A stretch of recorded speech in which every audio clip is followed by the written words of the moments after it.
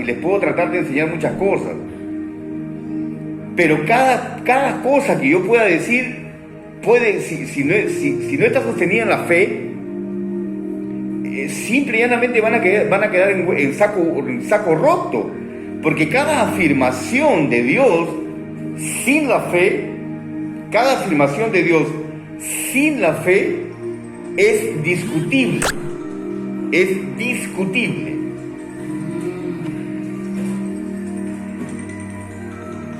Amén. Ahora vamos a ir caminando. Vamos a empezar ya con Hebreos. En esta versión de acá, ¿ya?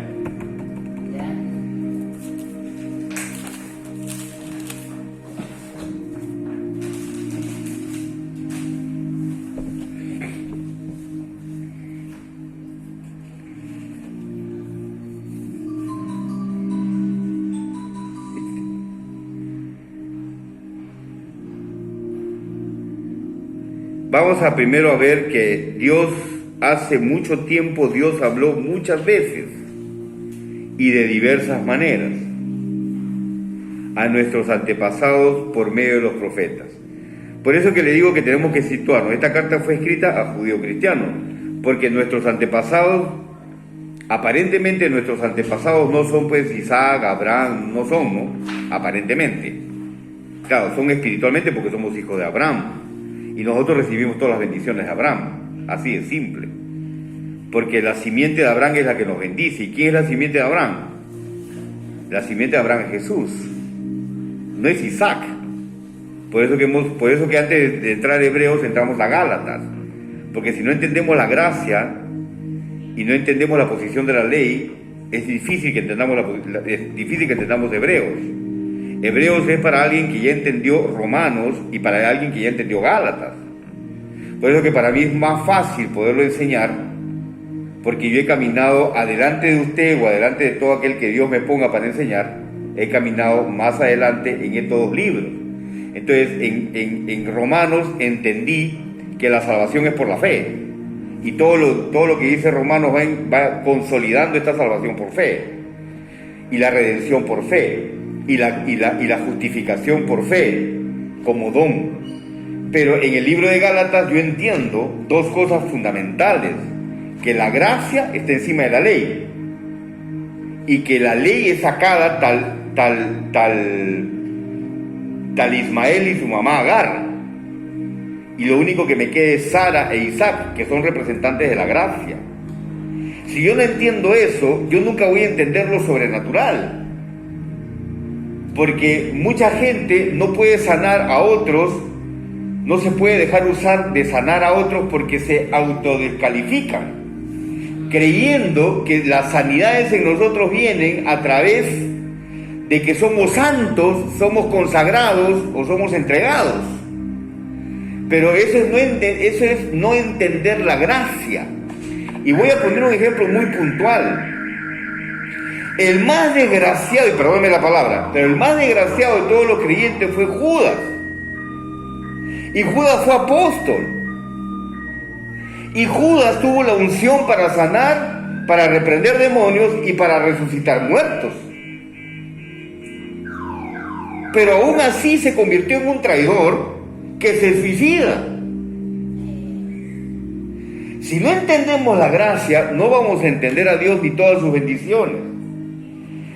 Lo que Dios espera con la gracia es que yo, teniendo la abundancia de la gracia, Él pueda conquistar mi corazón para que yo pueda responder en la misma calidad de amor. No por el cumplimiento de una normativa, sino por el entrelazamiento de un padre con su hijo y de un hijo con su padre. ¿Me estoy dejando entender? Entonces, si no entendemos la gracia, es imposible que podamos entender que Dios, habiendo hablado de muchas formas y de muchas maneras antes por los profetas, ahora me hable por el Hijo. Si no entiendo la gracia, ¿por qué? Porque el Hijo es Dios. Y normalmente creemos que Dios no va a hablar cuando seamos santos, cuando seamos aprobados. Pero es justamente Él viene a nosotros cuando estamos muertos en nuestros delitos y pecados. Cuando estamos muertos en nuestros delitos y pecados es que Dios viene, porque donde abunda el pecado, sobreabunda la gracia. ¿Me dejo entender? Entonces es muy importante aceptar por la fe y entender por la fe que Dios no tiene favoritos en el sentido de santidad. No, más bien, cuanto más santo eres, se podría decir que estás más en acolación con Dios, más en unidad con Dios para recibir a todos los pecadores. Este lo que se entiende es que yo vivo en santidad, no cometo pecados de inmoralidad ni nada, entonces guácala, qué asco, este me da asco, ¿no? O sea, yo con este no me junto, más bien si cae en pecado le meto palo. Ya, eso no es de Dios, eso es del enemigo, eso es demoníaco. Porque Jesús lo que hizo es, se encarnó, sacó la ley, sacó a los profetas, se encarna bien y dice, ¡epa! Aquí está Dios. Vengan hijitos, vengan papitos míos, estás con lepra, sé sano, estás misión, no has pescado nada, mira, anda pesca allá, no, pero ya pesca, anda tú nomás pesca, hombre, caramba, anda pesca, y vas a ver la cantidad de pescado, tienes que pagar impuestos, saca un pescado, abre la boca y vas a encontrar 2 denarios, oye, hay 5.000 personas, ¿y qué hacemos? Y a que se vengan a su casa, pues Jesús, no, dale de comer, ¿cómo lo doy de comer? Si con la junta tengo 2 pescados y 2 panes, tú dale nomás, que en el nombre mío se va a multiplicar. ¿Esos 5.000 personas que eran santos? No, pero gozaron de la bendición de Dios. Pedro era santo cuando se le multiplicó la pesca, no. De tal manera era tan pecador Pedro que cuando regresa ante Jesús se postra y le dice, Señor, apártate de mí. Hombre pecador soy. Pero Jesús, ¿qué le dice? Nada, Pedrito, de ahora en adelante te voy a ser pecador de hombres, hombre, tranquilo. Entonces tenemos que entender que la santidad no es para votar, la santidad es para jalar. La santidad te ama, te jala, te absorbe, te bendice.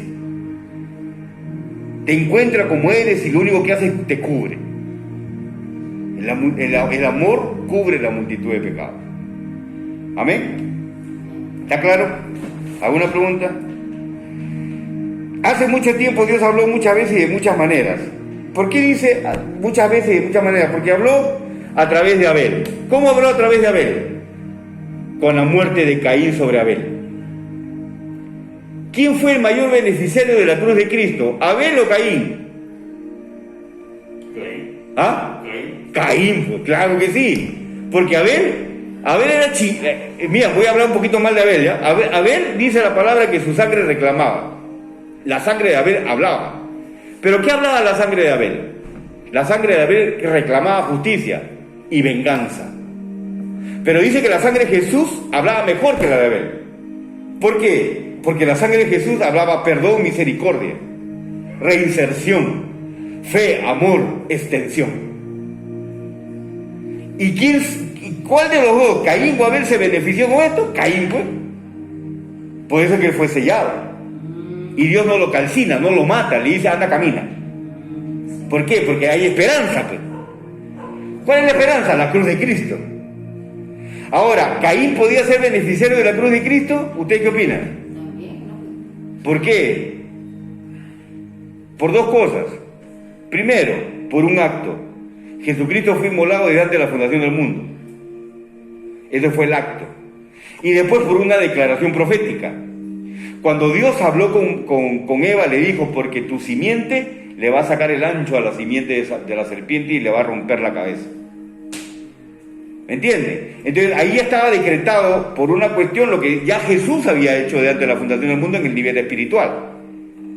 Entonces todo aquel que creyera en esa bendición que Dios le dijo a Eva, era automáticamente salvo. Por eso es que los hombres que buscaron a Dios en el Antiguo Testamento son salvos. Son salvos, ¿por qué? Porque vieron la cruz hacia adelante. ¿Qué sostenía la cruz? 2 actos. El acto de Jesús antes de la fundación del mundo y la proclamación profética de Dios hacia Eva. ¿Amén? Entonces Dios dice, pero ya les hablé de muchas formas y de muchas maneras. Habló a través de Noé e hizo un acto a través de Noé. Habló a través de Moisés, de David. Él habló de muchas formas y de muchas maneras. Al hombre, a la humanidad, a todo el conjunto de su creación que él quería salvar. Pero acá dice y ahora en estos últimos días nos ha hablado por medio de su Hijo. La oración termina así: Dios le prometió todo al Hijo como herencia y mediante el Hijo creó el universo. O sea, lo que está haciendo acá el apostolado o el Espíritu Santo, lo que está haciendo acá es hacernos entender que quien nos está hablando es Dios mismo, creador del universo, y quien sostiene el universo. No solamente lo crea y lo deja al libre albedrío, sino que lo crea y lo sostiene. Los planetas y el universo y todo lo que conocemos no cambia. El sol sale en la mañana, se oculta en la noche, la luna sale en la noche y todos los días son iguales. No cambia. Él sigue sosteniendo las cosas tal como están. No cambia. Lo único que cambia son las cosas que hacen los hombres. Los carros se malogran, las computadoras se malogran, las vacunas no funcionan. O sea, lo que hace el hombre se malogra. Lo que hace Dios no se malogra. Lo que hace Dios, a veces el hombre lo malogra.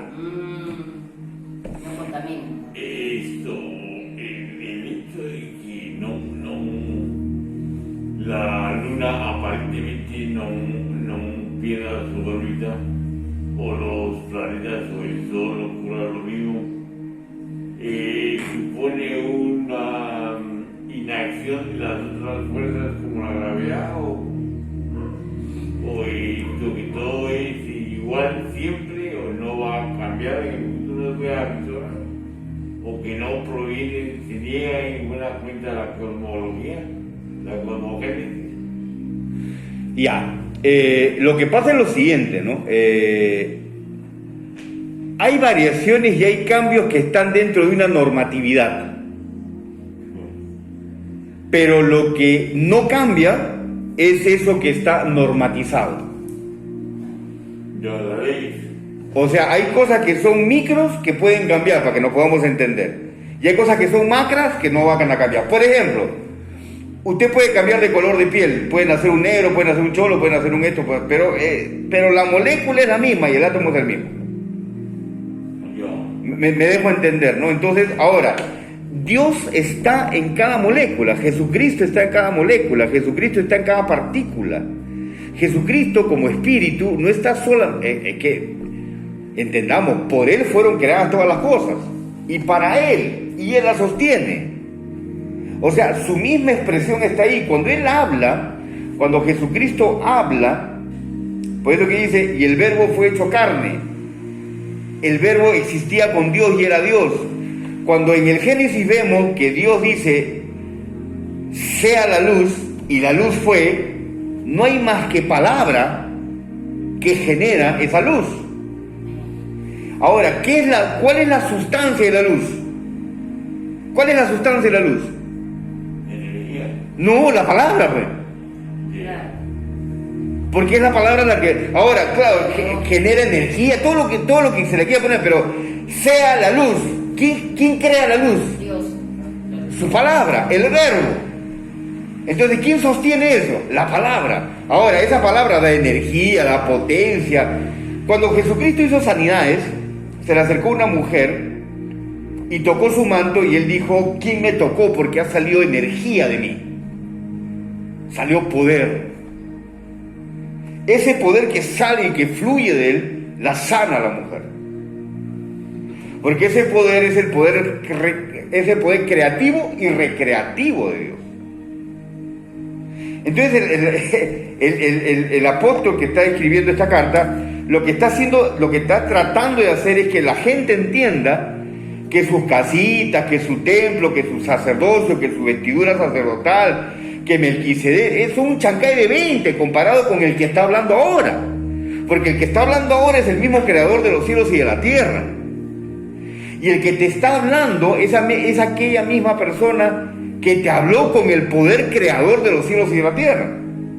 Entonces cuando te dice a ti así, este poder te dice, ¡hey! Reciba a Cristo como Señor y Salvador. No es un mensaje teológico, no es un mensaje soteriológico, no es un mensaje bíblico, es un mensaje de la divinidad que te está trayendo el evangelio de poder, que está haciendo en ti que se genere una nueva persona. ¿Amén? Entonces no es una cosa tan simple. Por eso es que cuando yo comencé a enseñar este libro, yo no lo enseño desde el punto de vista teológico, sino desde el punto de vista práctico, divino, sobrenatural. Porque tampoco enseño la Biblia en el sentido de la moral, porque la moral viene como efecto, como a colación, como causa de natural de la divinidad. Porque el que está lleno de Dios no peca, pues. Entonces yo, ¿para qué te corrijo en tu conducta? Lo que tengo que hacer es más bien llenarte de Dios. Y sé que cuando seas lleno de Dios no vas a pecar. Y aquel que peque es porque no está lleno de Dios. ¿Qué necesita? ¿Dejar de pecar o llenarse de Dios? Llenarse de Dios, pues. Lo otro sería tonto, ¿no? Sería más que un psicoanálisis, algo educativo. O sea, no sería poderoso. Y no necesitaría que Cristo fuera a la cruz, que derrame su sangre y que el Espíritu lo resucite el tercer día para cambiar la conducta a alguien. No es necesario. Con un manual se arregla el problema. Pero lo que sí se necesita es un poder sobrenatural, que es aquel que te habla, que creó los cielos y la tierra, el mismo que está hablando contigo, el mismo que se para delante de ti y te está diciendo en el nombre de Jesús, tú eres una nueva criatura. Las cosas viejas pasaron, ya no hagan aquí todas. ¿Me dejo entender? Entonces por eso es que Pablo se para delante de la gente, delante de estos israelitas y le está diciendo, chico, aguanta. Ya te hablaron los profetas, ya te hablaron los padres, ya te hablaron a los padres, pero entiende, el que te está hablando ahora es Dios mismo, en el Hijo. O sea, todos tuvieron su tiempo, ¿no? Todo tuvo su tiempo, exacto. Pero ahora es el Hijo. Ahora es el Hijo. ¿Está claro? Amén. Listo. Ahora le dice, Dios le prometió todo al Hijo como herencia.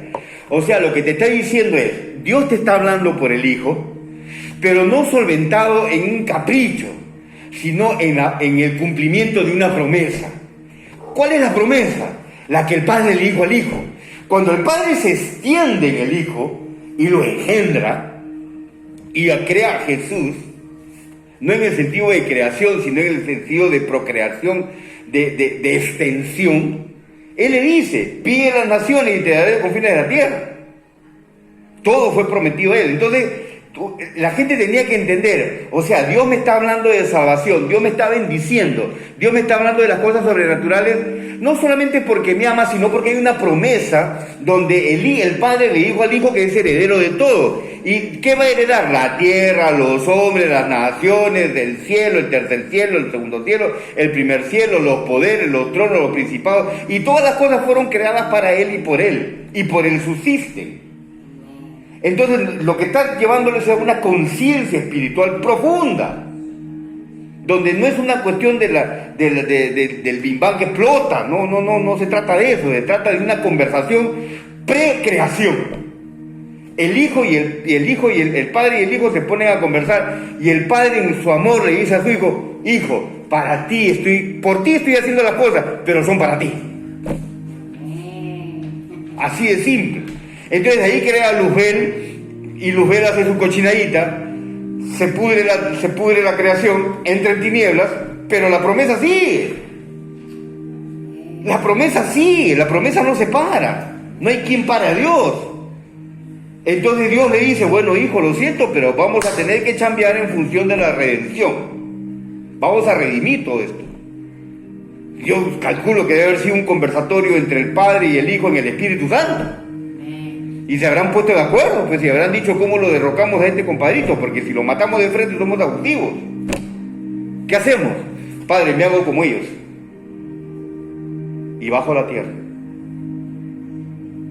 Así de simple. Y esto que estoy hablando no es mi palabra, está escrito en la palabra. Tengo que buscar ahorita los versículos y demasiado. Mira, no hemos acabado ni el segundo versículo y ya estamos casi en una hora.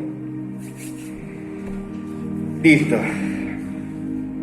El versículo 3 dice, ahora miren lo que dice el versículo 3, es maravilloso. Dice, el Hijo irradia la gloria de Dios y expresa el carácter mismo de Dios y sostiene todo con el gran poder de su palabra. Después de habernos limpiado de nuestros pecados, se sentó en el lugar de honor a la derecha del majestuoso Dios en el cielo.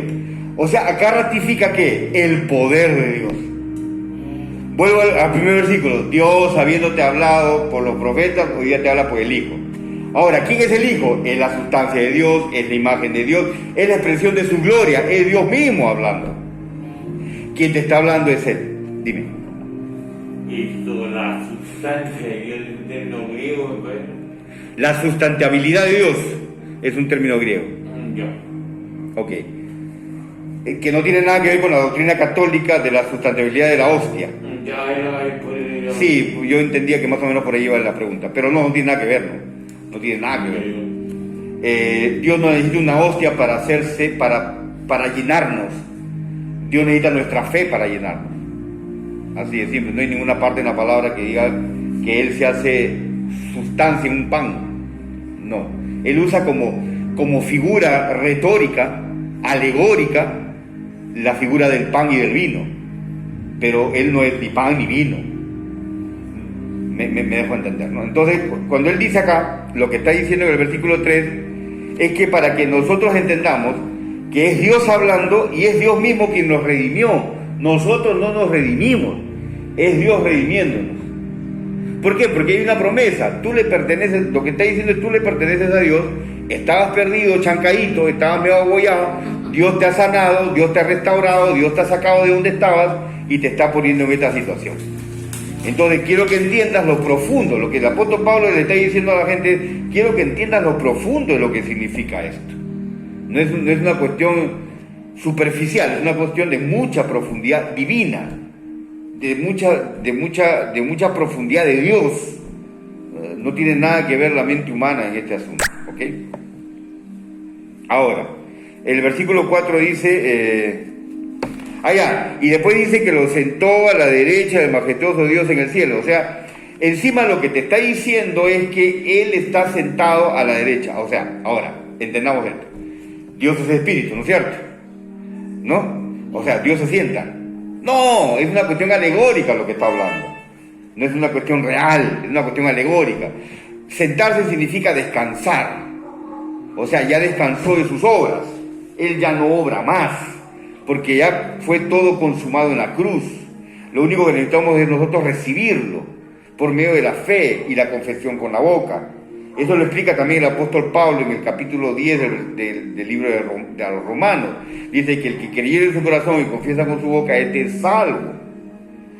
Entonces, lo que está diciendo acá es que no es una cuestión solamente de promesa, sino que también es una cuestión de posicionamiento de reinado.